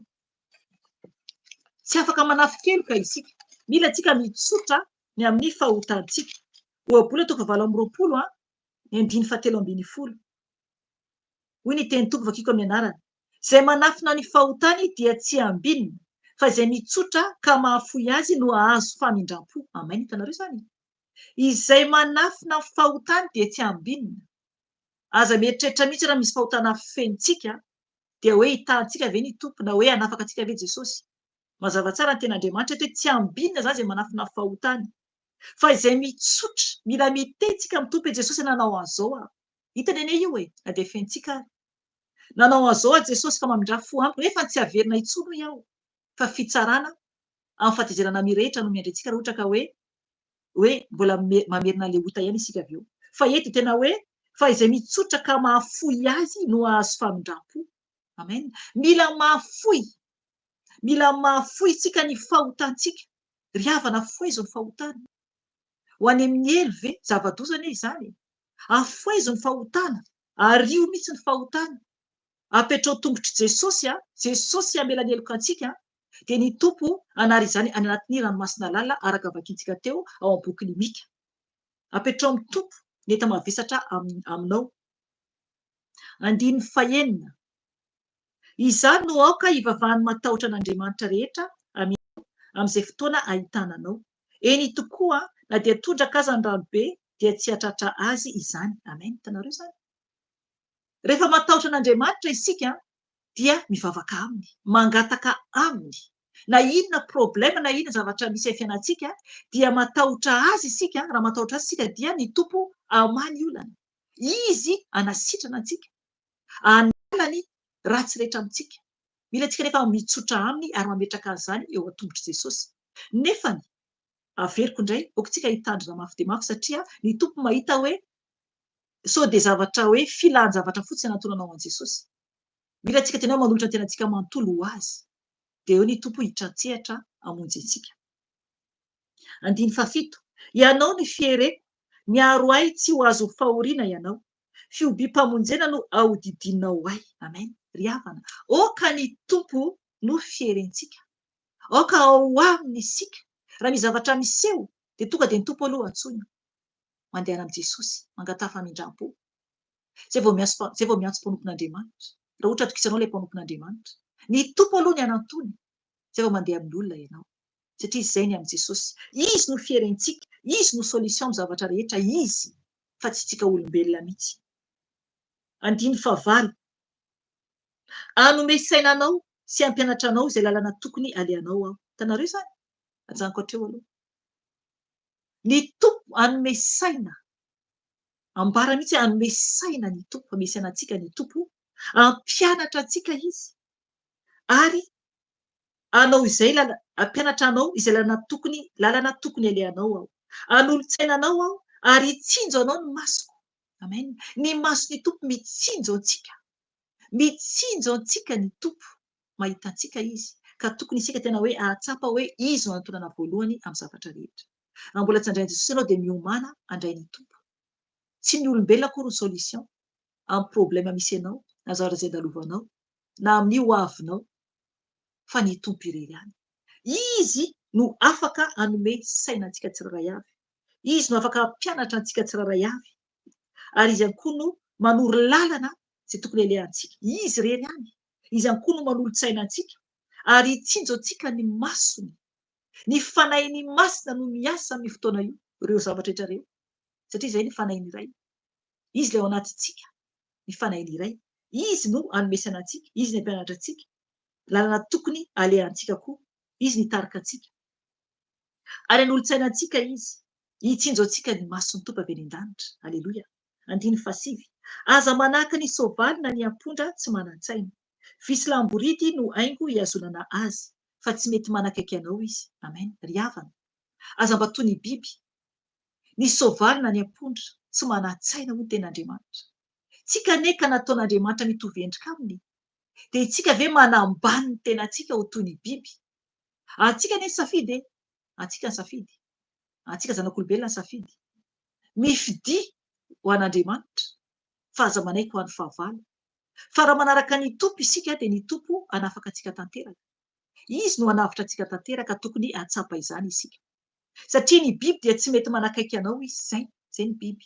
Jerevy ny soavaly araka ny teneny eto dia visy lamboridi ny haingo hiazonana azy. Atao amin'ilay vavany dia stomina avy ao aoriana dia gidena amin'iny. Ohatrana tady stomina amin'iny. Dia tsika ve dia ho toy izany? Ry havana, olon-lanitra anie tokony hoe ho fiainantsika farany, tokony antsika ny farany. Dia ho any amin'ny elo ve ho ampijaliany fahavalo, ho ampijaliany losifera? Mifoaza dia mbola misy ny fotoana tompoko. Mifoaza. 10 be ny fanaitana ny ratsy fanahy, fa izay mahatoky ny tompo kosa dia ho didiny fanindram-po. Amen, hitanareo izany. Be ny fanaitana ny ratsy fanahy. Rehefa ratsy fanahy ny olona anankiray dia tena ho be ny fanaitainany. Mazava be ny ten'Andriamanitra. Fa izay mahatoky ny tompo kosa dia ho didiny famindram-po. Ny tompo mamindra fo, ny tompo mikarakara rehefa mahatoky ny tompo isika, rehefa mahatoky azy isika. Ka tokony tsika tena hoe anan Jesosy bebe kokoa. 11 farany. Mifalia amin'ny tompo ary miravoravo ianareo olona marina. Mihobi ianareo mahitsy fo rehetra. Amen. Ry havana. Ten'Andriamanitra manambara hoe mifalia amin'ny tompo ary miravoravo ianareo olona marina. Misy izany olona marina. Aza manambany ny tenanao. Maro ny olona mieritreritra hoe tsisy dikany. Ry havana. Olon-lanitra isika veriko indray. Raha manaiky ianao olon-lanitra. Tsy tonga dia olon-lanitra fotsiny nefa fa mila mankatoa, manaraka ny tenin'i Davida eto, mila misaraka amin'ny ratsy rehetra, mila manaja ny tompo, mila tsy vazivazy aminazy. Satria efitra manasaraka antsika amin'ny fahotana.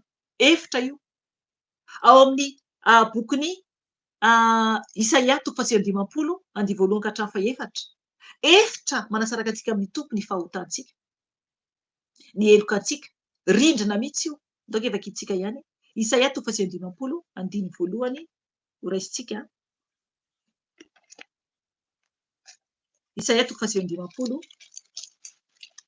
andiny voalohany, no vakitsika dia ny faharoa ihany koa. Hatramin'ny andiny fahaefatra vakitsika na ratsy tompo. Ny titra dia hoe ny eloka mampisaraka amin'Andriamanitra. Indro ny tanan'ny tompo tsy fohy fa mahavonjy, ary ny sofiny tsy lalondalovana fa mahare. Fa ny elokareo no mampisaraka anareo amin'Andriamanitra reo, ary ny fahotanareo no mampiafina ny tavany aminareo ka tsy mihaino izy. Fa ny tananareo dia voaloto amin'ny rà, ary ratsan-tananareo amin'ny eloka. Mitelainga ny molotrareo, ary mibedibedy faharatsiam-panay ny lelanareo. Tsy misy mitory olona araka ny fahamarinana, na mandahatra eo amin'ny fitsarana araka izay tena izy. Matoky ny misavorovoro sy miteny zava-poana izy. Torotoronina fampahoriana izy ka miteraka loza. Amen. Hitanareo izany. Io dia ny eloka daholo mahatonga an'io. Io mampisaraka antsika amin'Andriamanitra io. Dia tsy mihaino Andriamanitra satria jerevy vao tononao ny tanana maloto. Ratsan-tanana koa ny amin'ny eloka izany. Le miteny lainga koa ny molotra. Vao teny zokerika teo momba ny amin'ny le molotra. Ny amin'ny lela. Ry havana. Miteniteny foana indraindray. Tsy eken'Andriamanitra izany. Tsisy intsony ny fahamarinana. Ka ahoana moa ny tompo no hamindra fo amintsika? Mila tsika mitandra mafy dia mafy. Eto izany ny tompo atao amin'ny Salamy 32 dia miteny antsika izany Jesosy anio iverenantsika aminy. Tena hoe amin'ny fahamarinana tokoa. Hoe marina. Satria ny marina ihany no tafiditra ny lanitra. Ny marina dia marina ihany. Izay ny ten'Andriamanitra eto any amin'ny Apokalipsy manambara izany. Eto misy teny hoe marina. 10 amin'ny Salamy 2:30 hoe mifalia amin'ny tompo ary miravoravo ianareo olona marina. Misy ny marina. Meteza ho marina mba ho tafiditra ny lanitra satria mazava be ny ten'Andriamanitra. Mihobi ianareo mahitsy fo rehetra. Mila mahitsy fo tsika. Tsy miolakolana fa mila mahitsy fo. Ny olona marina dia marina hatrany. Hoy ny ten'Andriamanitra ny bokin'ny Apokalipsy vakitsika farany. Ndao ny jerentsika Apokalipsy 2:20. Misy ny marina, ingany mba ho marina koa ny fiainanao. Marina ao amin'ny tompo. Apokalipsy 2:20, andiny faharoa ambin'ny folo. Hoy ny teny tompo vakiko amin'ny anarany. izay manao ny tsy marina dia aoka mbola anao ny tsy marina ihany izy. Izay maloto dia aoka mbola aloto ihany izy. Fa izay marina kosa dia aoka mbola anao ny marina ihany izy. Ary izay masina dia aoka mbola iamasina ihany izy. Amen. Hitanareo izany? Mazava be ten'Andriamanitra hoe fa izay marina kosa dia aoka mbola anao ny marina ihany izy. Aoka mbola anao ny marina ihany izy. Ary izay masina dia aoka mbola iamasina ihany izy. Ry havana, aoka isika tsy ho anisany tsy marina. Aoka isika tsy ho anisany maloto izay voalaza tary amin'ny bokin'ny Isaia teo. Aoka isika mbo anisany marina hatrehan'i Jesosy ary anao ny marina hatrany. Aoka isika ho masina ary mbola ho masina ihany mbo ho tafiditra ny lanitra. Ry havana, izay ny tenin'ny Tompo anio. Izay na dia tsy lava ary fa voafehiny teny lehibe indrindra dia ny amin'ny tokony ampamasina antsika hatrehan'i Jesosy. Hiala amin'ny loto rehetra. Ampamarina antsika hatrehan'i Jesosy. Hiala amin'ny fahotana rehetra, amin'ny heloka rehetra rehetra. Raha manaiky ianao hiverina amin'i Jesosy, raha verin-dalana dia hiverina amin'i Jesosy. Mivavaha, mandoleva amin'ny toerana misy ianao. Raha ohatra mbola tsy manana tompo ianao, ho tompo sy famonjy ny fiainanao dia raiso Jesosy. Tsy miandry fotoana eto ihany ianao mandray an'i Jesosy, fa raha tsapanao amin'ny fotoana andraisanao ny tompo dia mitenena, atsofi Jesosy. Fa raha anio ny tsapanao dia saorana Jesosy, dia afaka anao manaraka ny vavaka izay ho ataoko rehefa avy eo. Ry havana, tiantsika Jesosy mamina isika, miantso antsika izy hanantona azy, hiova tanteraka, andeha araka ny fahamarinana sy ny fahamasinana tanteraka, hiala amin'ny heloka rehetra, hiala amin'ny heloka rehetra. Hivavaka isika tompoka hamarana antsika ny fotoana, dia aorian'izay tsika dia misy teny kely fohy ambarako aorianan'izay, ary hivavaka isika tompoko. Jesosy Tompo, misaotra anao ny amin'ny fitiavanao sy famindraponao Tompo ny amin'ny teny rehetra izay tonga teto anio Jesosy. Nanomboka tamin'ny fibebahana Jesosy ka hatramin'izao teny fampaherezana ary mbola fibebahana ihany koa Tompo. Misaotra anao Jesosy malalao. Jesosy ireo tompony zanakao izay vonandray anao ho tompo sy mpamonjy ny fiainan'i Jesosy ianao. Jesosy io, oka ianao Tompo hikasika ny tsiraray avy. Oka ianao Jesosy hanova ny tsiraray avy. Tany fa tsy matananao Jesosy satria Andriamanitra lehibe indrindra ianao ary tsy misy tohanao. Midera mankalaza Jesosy, manaja manome voninahitra anao. Oka ianao hanaraka ny vavaka ataoko randrain'i Jesosy ianao tompo sy mpamonjy ny fiainanao. Tompo malalao an'i Jesosy dia tsapako Tompo fampanota aho. Ka mibebaka aminao a Jesosy, mamelany tsy famindraiko rehetra. Sasao a Jesosy amin'ny rano soa. Diovy a Jesosy ho afampahotana. Mangataka aminao a Jesosy aho. Oka ianao Jesosy, andray aho isan'ny zanakao any an-danitra Jesosy. Anio Tompo tsapako fa ianao no Andriamanitra. Ianao no Tompo mpamonjy. Ianao irery ihany no lalana Jesosy aho. Ka itia Tompo mandray anao ho tompo sy mpamonjy ny fiainako manomboka an'i Jesosy. Raisiko anao Jesosy, midira tao poko anao Jesosy. Oka ianao no Andriamanitra. Misaotra anao a Jesosy. Fa fao Jesosy ny anarako any amin'ny elo, fa sora Tompo ny anarako any an-danitra. Ka misaotra anao a Jesosy. Tompo malalao. Tanao fa tsy mantananao. Amboary aho Jesosy. Oka ny fanahy masonao hitari-dalanay. Ka misaotra anao Jesosy. Sora Tompo ny anarako any amin'ny bokin'ny fiainana Jesosy. Raisa ho zanakao Jesosy. Tompo malalao. Ireo koa tompo zanakao izay miverina aminao Jesosy. Bebahy ianao amin'ny tompo raha hiverin-dalana, raha hiverina amin'ny Jesosy. Raha ohatra ka tany amin'ny lalana hafa andalehanao. Jesosy io. Mamindra fo tompo amin'ny zanakao tsiraray avy izay miantso anao tompo anio. Hiverina aminao Jesosy izy ireo tompo hanompo anao izay sitrakao Jesosy. Tany fa tsy mantananao. Izay kosa tompo dia hanolo tena ho anao indray Jesosy hanavao. Jesosy. Tompo itiao Jesosy manolo tena ho anao Jesosy. Anao ny asanao, hanompo anao, hanaja anao Jesosy, hankatoanao. Ka tany Tompo fa tsy mantananao. Misaotra anao Jesosy ny voninahitra ho anao. Ny dera ho anao, ny haja ho anao Jesosy, ny amin'ny fotoana rehetra teto anio Jesosy malala. Tompo malalao. Amboary izay. Tompo raha mbola misy tompo hivavaka. Aorian'izao Jesosy malala ho diakonao tompo hamangy an'izy ireo Jesosy. Tompo ampaherezy, tompo tsiraray avy eran-tany. Ka misaotra Jesosy ny voninahitra dia ho anao irery ihany. Hatramin'ny taloha indrindra ankehitriny mandrakizay tory.